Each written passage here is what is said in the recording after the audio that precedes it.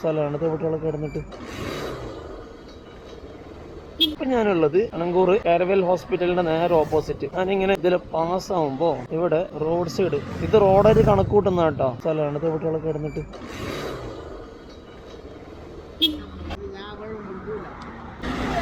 ഏച്ചാ ഏച്ചാ ഇത് റോഡ് അപ്പുറത്ത് പോ, ഇത് റോഡ് അപ്പുറത്ത് പോ, ഇത് റോഡാണ് അപ്പുറത്ത് കിടക്ക്. ആ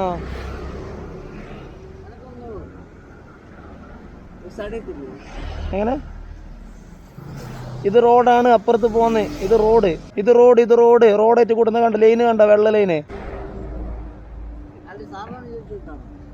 ഇല്ല നിങ്ങൾ സൈഡ് കിടന്നാൽ മതി, സൈഡ് കിടന്നോളൂ. ചെറിയ ഞങ്ങൾക്ക് കാണും, വലിയ ലോറി വന്നാൽ കാണില്ല, നിങ്ങൾ മുകളിൽ കയറി കൊണ്ടുപോകും. നിങ്ങൾ അപ്പുറം കിടക്കേ, അപ്പുറത്ത് കിടക്ക്, അപ്പുറത്ത് കിടക്ക്. നിങ്ങൾ റോഡ് കിടക്കുന്നുണ്ടെങ്കിൽ പോലീസിനെ വിളിക്കും, റോഡിൽ ഒരാൾ വീണിട്ടെന്ന് പറയും. നിങ്ങൾ മാറുന്നില്ലേ? എങ്ങനെ അല്ലാന്നേ അവിടെ കിടന്നോളിന്ന് പറഞ്ഞ നിങ്ങളെ കണ്ണാടി പൊട്ടി കിടക്കുന്ന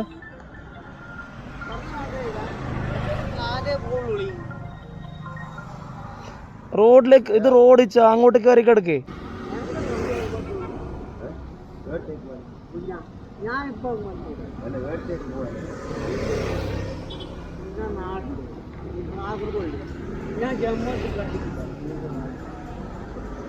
അല്ലല്ല പോളി എനിക്ക് വർഷം കൊടുക്കും നേരത്തെ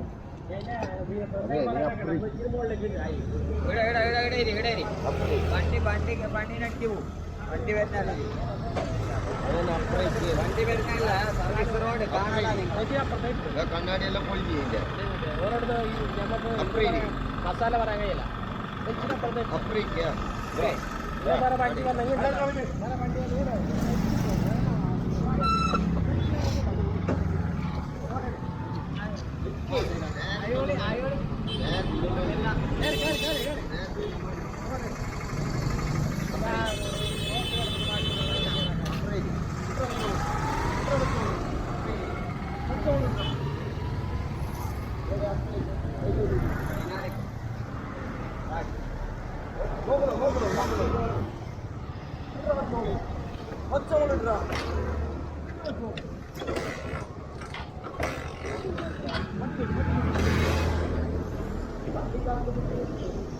ഏതായാലും ആൾക്കാർ പിടിച്ചാൽ സൈഡ് ഇട്ടിട്ടുണ്ട്.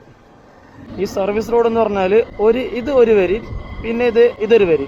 ഈ ഒരു വരി എന്ന് വെച്ചാൽ ഈ ഡ്രെയിനേജിന്റെ അവസാനം വരെയാണ്, ഈ ഫുട്പാത്ത് കണ്ട അത് വരെയാണ് ഒരു വരി ഉള്ളത്, ലൈനൊക്കെ ഇട്ടിട്ടുണ്ട്. അപ്പോൾ അയാൾ കിടന്നിട്ടുള്ളത് ഈ ഒരു ഡ്രെയിനേജിന്റെ മുകളിലായിരുന്നു.